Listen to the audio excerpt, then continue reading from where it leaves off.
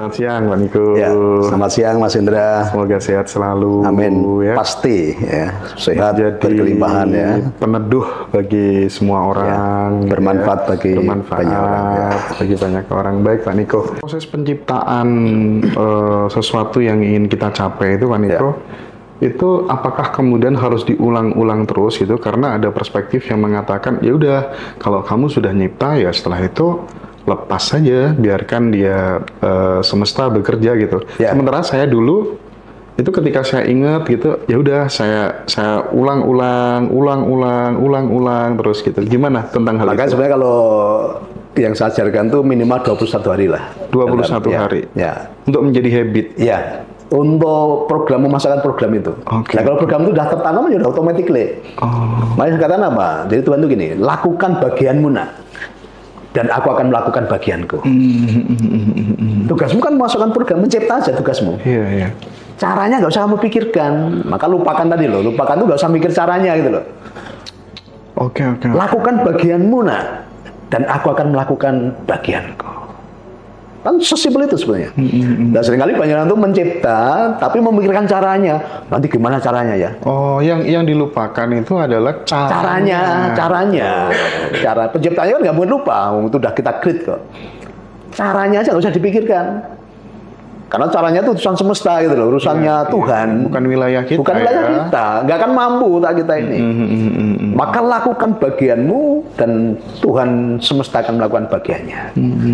Simple itu kan. Nah, sekali banyak orang itu mencipta tapi masih mikir caranya itu loh yang justru malah semakin jauh nanti karena ada kekhawatiran, ada ketakutan, ada keraguan di situ gitu loh. Itu yang penciptaan juga termasuk nggak terwujud itu kalau ketika tanya kapan ya. Nah, berarti mulai ada keraguan di situ. Iya sih. Pak Niko, mohon maaf Pak Niko. Tapi Pak Niko sampai detik ini tahu nggak sih berapa sebenarnya harta dan aset yang dimiliki itu jumlahnya berapa? Tahu apa enggak sih kira-kira gitu? Karena perusahaan segitu banyaknya, apalagi sekarang main tambang dan seterusnya gitu. Ya. Tahu apa enggak kira-kira? Kalau kita ngitung keterbatasan Mas Indra. Nah, saya katakan apa? Banyak orang tanya, Pak Niko gimana cara memikirkan loh, sekian puluh perusahaan ini? Saya ngomongnya gampang. Tidak saya pikirkan. Kalau bicara pikiran terbatas nanti. Iya. Bicara pikiran terbatas. Saya sederhananya aja, selama hubungan dengan Tuhan sudah baik, saya pun akan dapat petunjuk. Misalnya gini ya, nih. Di pagi hari kan saya punya waktu banyak dengan Tuhan, 1 jam 2 jam. Tuhan kasih petunjuk, ini perusahaanmu yang ini jalannya kurang baik. Karena ada manajemenmu yang begini. Oke. Oh, ada ya intuisi itu. Iya. Maka saya nggak pakai pikiran. Kalau pakai pikiran bicara keterbatasan. Jadi unlimited aja gitu ya? Iya lah. Artinya Pak Niko tidak membatasi meskipun sudah sampai di sini nanti ada peluang terus tak terbatas gitu. Karena gini kan semua saya nggak pernah mencari Mas Indra. Oh. Beda kalau saya mencari ya. Kalau mencari saya mengandalkan kekuatan saya gitu kan. Tadi Mas Indra tuh ada batu dari Sumbawa dikit. Nah ini sebentar lagi ada yang datang. Dewan dari Papua datang ke sini. Sekarang kalau saya menolak malah justru saya membatasi.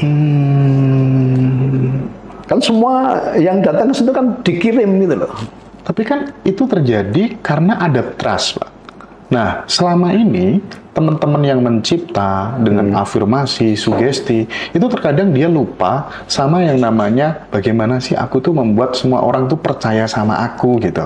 Terus dia kadang lupa sama skill juga, afirmasi sih, tapi dia nggak mau asah skill, nggak mau membuat orang lebih percaya sama dia. Itu sebenarnya bagaimana menurut Pak Niko? Apakah karena variabel sukses itu kan banyak sebenarnya gitu ya? Itu atau dengan lewat afirmasi itu nanti trust dan skill itu bisa terjadi dengan sendiri atau gimana? Sebenarnya gini, jadi justru kebanyakan orang itu kan salahnya gini, bagaimana saya harus meyakinkan orang. Oke.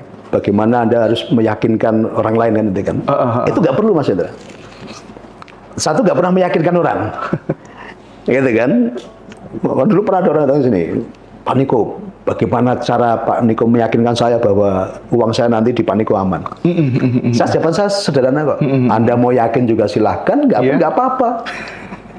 Kan saya nggak perlu meyakinkan orang. Saya kan nggak perlu meyakinkan Mas Hendra bahwa Mas Hendra ini berlian loh Mas Hendra. Kan nggak perlu saya ngomong gitu kan. Iya. Yang penting apa? Lakukan kebaikan kebermanfaatan. Kan tadi klunya sederhana kan. Sebaik-baik orang adalah orang yang bermanfaat bagi orang lain. Kalau kamu udah bermanfaat bagi orang lain, berarti kamu termasuk orang baik. Kalau orang baik itu ya rezekimu baik, nasibmu baik, rumah tanggamu baik. Tempatmu juga pasti baik. Ada jargon yang menarik ya di Pak Niko itu tentang tunda kesenangan sesaat untuk nyaman selamanya. Ya, untuk nyaman selamanya. Ya. Itu deskripsinya seperti apa sih? Gini, banyak orang itu kan tadi kan banyak masalah itu muncul karena apa? Orang itu terburu-buru pengen segera nyaman, melakukan banyak hal, banyak cara untuk membuat nyaman sesaat. Iya. Supaya segera kaya, melakukan hal-hal yang tidak benar, supaya kelihatan pengen segera naik mobil bagus dengan melakukan perkara-perkara yang nggak benar, korupsi supaya kaya, gitu kan. Ini kan banyak orang tidak tahan itu. Iya. Maka tunda dulu kenyamanan saat untuk nyaman selamanya dengan kita prepare hidup, ya, berproses, ya. Hidup kita akan nyaman nanti, dan kenyamanan itu akan berumur panjang, akan selamanya. Nah, kalau kamu buru-buru menikmati kenyamananmu ini sesaat nanti, karena nanti pasti kamu akan kena masalah, gitu loh. Nah, akhirnya jadi nggak nyaman itu kan. Oke. Nah, Iya kan. Jadi banyak orang tuh terlalu terburu-buru, tidak siap proses. Nah, itu tuh bikin nggak nyaman. Contoh ya orang karena pengen segera naik mobil, akhirnya dia kredit. Sementara sebenarnya belum mampu nih, yang tadinya uang untuk keluarga aja nggak mampu karena pengen segera nyaman naik mobil, akhirnya uang untuk kebutuhan sehari-hari dipakai untuk angsur. Nanti kemudian ada masalah tambahan lagi, akhirnya nggak bisa ngangsur. Iya. Tadi nyamannya kan sesat, dia bisa naik mobil, tapi begitu nanti nggak bisa bayar mobilnya diambil leasing, kenyamanannya udah hilang itu, tambah nggak nyaman itu, ada rasa malu. Ya kan, ada rasa benci, ada rasa marah. Kan akhirnya jadi kenyamanannya cuma sesaat tadi. Nikmati mobilnya paling berapa bulan itu kan. Iya.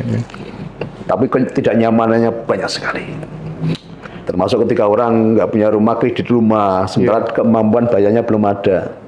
Ingat, kredit rumah itu kamu bukan beli rumah, itu baru sewa pakai itu. Katakanlah kita kredit 10 tahun. Tahun ke-8 kita nggak bisa bayar, itu rumah diambil lagi kok. Iya. Iya kan? Kan nggak nyaman akhirnya kan itu kan.